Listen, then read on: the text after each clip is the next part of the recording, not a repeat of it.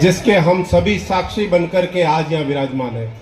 तो भारत माता की भाई। आवाज तो देखो, भामाशाह भी ये देखेगा कि कानाना गांव के लोग इतने आवाज यहाँ से हॉस्पिटल से बाहर ही नहीं आई, गांव तक पहुंचनी चाहिए कम से कम। भारत माता की।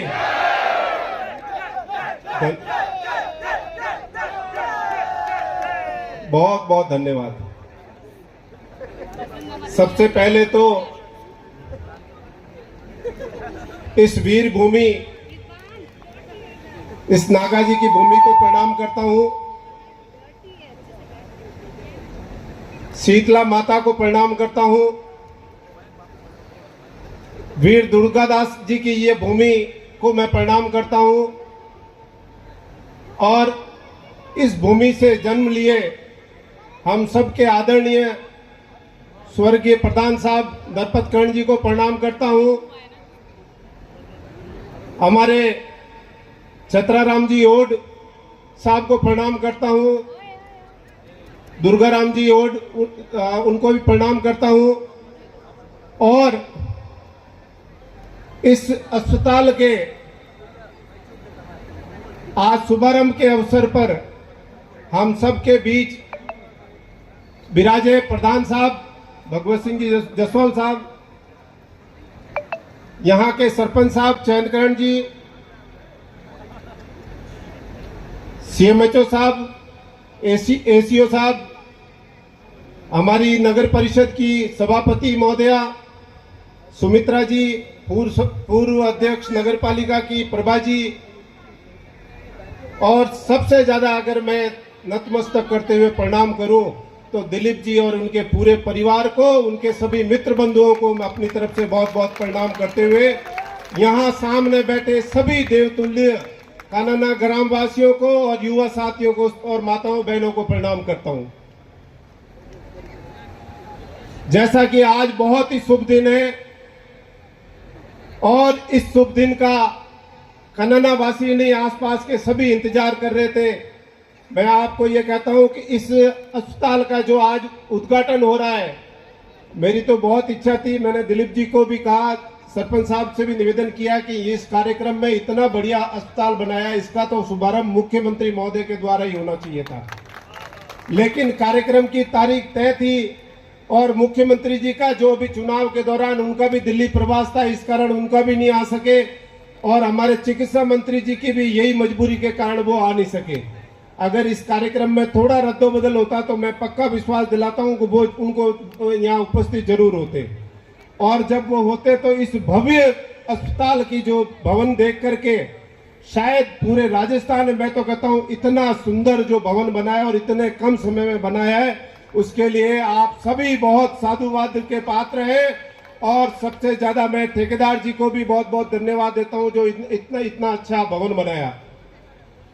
आज कानाना की इस भूमि पर जो भवन बना है, मेरी एक वर्षों से एक इच्छा थी।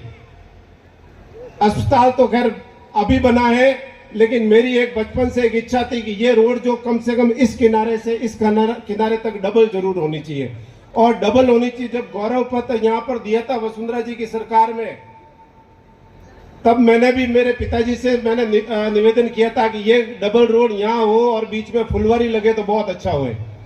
तो मैं ये कहता हूँ आने वाले समय में ये रोड यहाँ इस कोने से इस कोने डबल भी होगी, इसमें बीच में फुलवारी भी लगेगी। ये कानाना वासी की जो अप्रवासी आए हुए हैं, मैं उनसे ये अपनी ओर से बताता हूँ।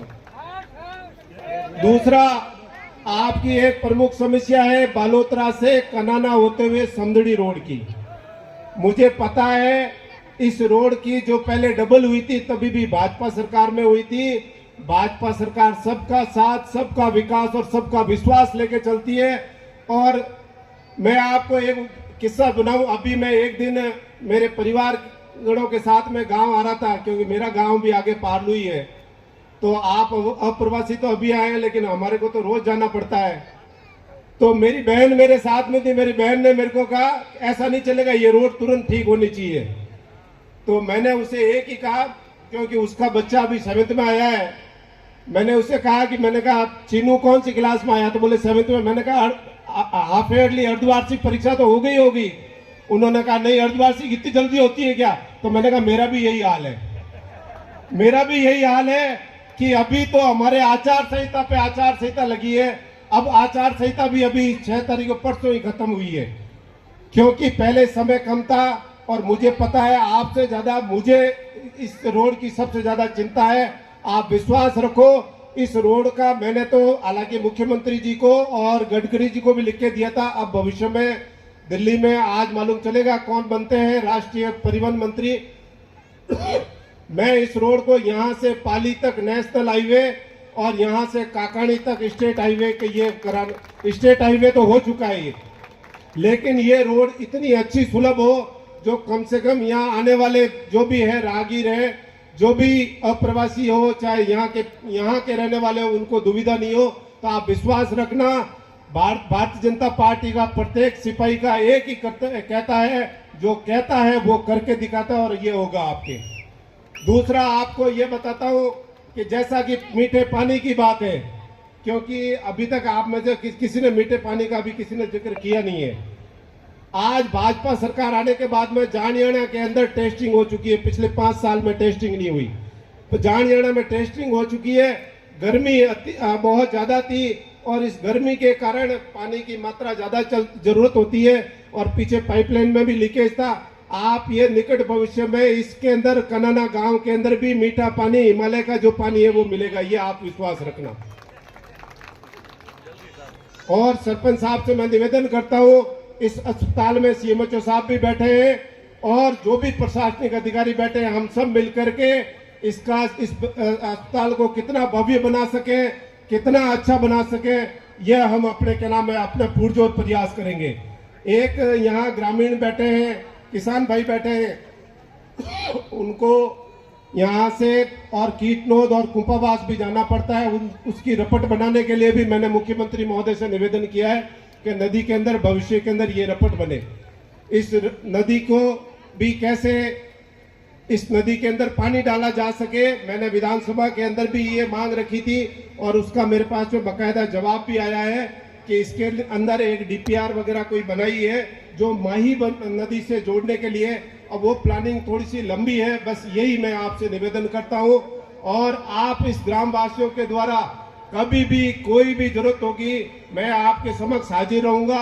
आपके किसी भी कार्य के लिए मैं हमेशा तत्पर हूँ। और अप्रवासी भी यहाँ आए हैं, उनका मैं बहुत तहे दिल से धन्यवाद देता हूँ कि आपके सहयोग से राजस्थान के अंदर विधानसभा के अंदर भारतीय जनता पार्टी की सही सरकार बनी और अब ये मोदी सरकार बनी। तो ये सब आप सब की मेहनत और उसका प्रतिफल है, उसी के अनुसार ही अपने के नाम ये बनी है।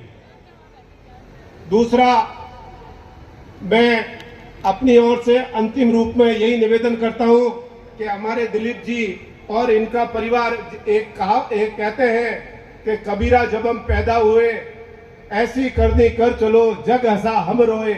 तो मैं ये कहता हूं कि ये दिलीप जी, आपने जो काम किया है, आपके पूर्वजों ने जो माता और पिताजी ने की जो यहाँ मूर्ति लगी है, उनको भी मैं बहुत बहुत प्रणाम करता हूँ कि उन्होंने आप जैसे वीर बच्चों को जन्म दिया। मैं कहता हूँ आने वाले समय में हर माँ से निवेदन है कि अपने बच्चों को ऐसी शिक्षा दे कि वास्तव में वो अपने गांव के लिए कुछ न कुछ करे और गांव इतना आगे बढ़े कि उनका तो नाम हो, ये परिवार का नाम हो, लेकिन गांव का भी और नाम हो। जैसे वीर दुर्गादास जी का देख लो, उनके नाम से आज देश विदेश के अंदर इस कालाना गांव को जाना जाता है। और साथ में मैं सरपंच साहब और धर्मेंद्र कर्ण जी और घनश्याम कर्ण जी और हमारे पूर्व सरपंच प्रवीण कर्ण जी, इनको भी मैं अपनी ओर से बहुत बहुत प्रणाम करता हूं कि आपने जो प्रोत्साहन दिया इन भामाशाहों को यहाँ इस अस्पताल बनाने में, उसके लिए मैं आपका भी बहुत बहुत धन्यवाद देता हूं। क्योंकि किसी भी कार्य को करने के लिए प्रोत्साहन की बहुत जरूरत रहती है और आपने जो इस गांव के लिए जो प्रोत्साहन इनसे करके और जो करवाया है, उसके लिए आपको भी बहुत बहुत धन्यवाद। आज जो मुझे मान सम्मान दिया उसके लिए मैं आप सबका बहुत बहुत आभारी हूँ। क्योंकि मेरे को भी थोड़ा माफी चाहूंगा क्योंकि मेरे को शाम तक दिल्ली पहुंचना है। तो आपसे मैं बहुत बहुत माफी मांगते हुए अपनी वाणी को विराम करता हूँ। धन्यवाद। जय हिंद, जय जिनेंद्र।